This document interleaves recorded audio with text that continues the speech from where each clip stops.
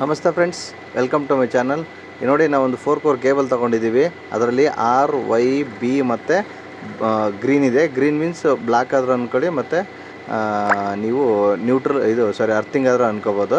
ಅದರಲ್ಲಿ ನೋಡಿ, ನಾವೀಗ ರೆಡ್ ಮತ್ತು ಗ್ರೀನ್ನ ಮಿಕ್ಸ್ ಎರಡು ಸೈಜ್ ತಗೊಂಡು ಗ್ರೀನು ಮತ್ತು ರೆಡ್ನ ಕಟ್ ಮಾಡ್ಕೊಂಡು, ರೆಡ್ಗೆ ಹಾಫ್ ಫೋಲ್ಡ್ ಮಾಡಿ ಬ್ಲೂ ಕಟ್ ಮಾಡ್ಕೊಂಡು, ಸೇಮ್ ಬ್ಲೂನ ಮತ್ತು ಇನ್ನೊಂದು ಸೈಡಲ್ಲಿ ಕಟ್ ಮಾಡ್ಕೊಂಡು, ಮತ್ತು ಬ್ಲೂನ ಮತ್ತೆ ಫೋಲ್ಡ್ ಮಾಡಿ, ಮತ್ತು ಬ್ಲೂ ಎಲ್ಲಿ ಕಟ್ ಮಾಡಿರ್ತೀವೋ ಅಲ್ಲಿಂದ ಡಬಲ್ ಫೋಲ್ಡಲ್ಲಿ ಎಲ್ಲೋ ಕಟ್ ಮಾಡ್ಕೊಳ್ಳೋದು. ಆ ಎಲ್ಲೋನ ಮತ್ತು ಇನ್ನೊಂದು ಸೈಡಲ್ಲಿ ಸೇಮ್ ಸೈಜಲ್ಲಿ ಎಲ್ಲೋನು ಕೂಡ ಸೇಮಾಗಿ ಕಟ್ ಮಾಡ್ಕೋಬೇಕು. ಆವಾಗ ನಮ್ಗೇನಾಗುತ್ತೆ ಅಂದರೆ, ಫಸ್ಟು ಈಗ ನೋಡಿ, ಇವಾಗ ನಾನು ಕಟ್ ಮಾಡಿದ್ನಲ್ಲ, ಅದರಲ್ಲಿ ನೋಡಿ ಯಾವ ಥರ ವೇರಿಯೇಷನ್ಸ್ ಬಂತು ಅಂದರೆ, ಗ್ರೀನು ಒಂದು ಸೈಡಲ್ಲಿ ಲೆಂತ್ ಇದೆ, ಒಂದು ಸೈಡಲ್ಲಿ ಕಡಿಮೆ ಬಂದಿದೆ. ಇವಾಗ ಜಾಯಿಂಟ್ ಮಾಡಬೇಕಾದ್ರೆ ನೋಡಿ, ಜಾಯಿಂಟ್ ಯಾವ ಥರ ಡಿಫ್ರೆನ್ಸಾಗಿ ಬರುತ್ತೆ ಅಂದರೆ, ಸ್ಟೆಪ್ ಬೈ ಸ್ಟೆಪ್ ಜಾಯಿಂಟ್ ಬರುತ್ತೆ. ಈ ಥರ ಜಾಯಿಂಟ್ ಮಾಡೋದ್ರಿಂದ ಯಾವುದೇ ಥರದ ಶಾರ್ಟ್ ಸರ್ಕ್ಯೂಟ್ಗಳಾಗಲ್ಲ, ಮತ್ತು ಹೀಟ್ ಆಗೋಲ್ಲ.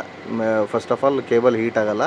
ಒಳ್ಳೆ ಚೆನ್ನಾಗಿ ಟೈಟ್ ಮಾಡಿಬಿಟ್ಟು ಮತ್ತು ಟೇಪ್ ಹಾಕಬೇಕು. ನಾನಿವಾಗ ಟೇಪ್ ಹಾಕ್ತಾಯಿಲ್ಲ, ಜಸ್ಟ್ ನಿಮಗೆ ತೋರ್ಸೋಕ್ಕೋಸ್ಕರ ಜಾಯಿಂಟ್ ಹಾಕ್ತಾಯಿದ್ದೀನಿ, ಟೇಪ್ ಹಾಕ್ತಾಯಿಲ್ಲ.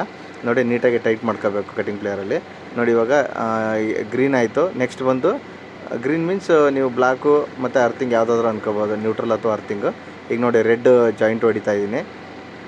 ನೀವು ರೆಡ್ ಹೆಂಗೆ ಅಂದರೆ, ನೀವೀಗ ಗ್ರೀನ್ ಆದಮೇಲೆ ರೆಡ್ ಲೆಂತ್ ಡಿಫ್ರೆನ್ಸ್ ಬಂತಲ್ಲ, ಇವಾಗ ರೆಡ್ದು ಜಾಯಿಂಟ್ ಹೊಡಿತಾ ಇದ್ದೀನಿ. ನೋಡಿ, ನೀಟಾಗಿ ಜಾಯಿಂಟ್ ಹೊಡೆದ್ಬಿಟ್ಟು ಟೈಟ್ ಮಾಡ್ಕೋಬೇಕು. ಇದೊಂಥರ ಯೂಸ್ಫುಲ್ ವೀಡಿಯೋ ಇದು. ಕೇಬಲ್ ಜಾಯಿಂಟ್ ಮಾಡಬೇಕಾದ್ರೆ ಈ ಥರ ಡಿಸ್ಟೆನ್ಸಲ್ಲಿ ಜಾಯಿಂಟ್ ಹೊಡೆದ್ರೆ ಯಾವುದು ಬೇಗ ಕೇಬಲ್ ಹೀಟ್ ಆಗೋಲ್ಲ. ನೋಡಿ, ನೆಕ್ಸ್ಟ್ ಬಂದು ಎಲ್ಲೋ ಜಾಯಿಂಟ್ ಹೊಡಿತಾ ಇದ್ದೀನಿ. ಈಗ ಎಲ್ಲೋ ಆದಮೇಲೆ ಮತ್ತೆ ಬ್ಲೂ ಬರುತ್ತೆ.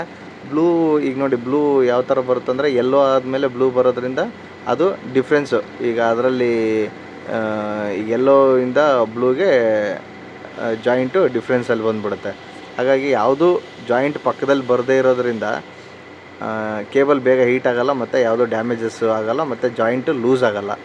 ನೀಟಾಗಿ ಟೈಟ್ ಮಾಡಿಬಿಟ್ಟು ನೀಟಾಗಿ ಟೇಪ್ ಹಾಕಿ ಮತ್ತು ಈ ಥರ ಜಾಯಿಂಟ್ ಹಾಕಿ ನೋಡಿ. ಜಾಯಿಂಟ್ ಇಷ್ಟ ಆದರೆ ಲೈಕ್ ಮಾಡಿ, ಶೇರ್ ಮಾಡಿ, ಕಾಮೆಂಟ್ ಮಾಡಿ.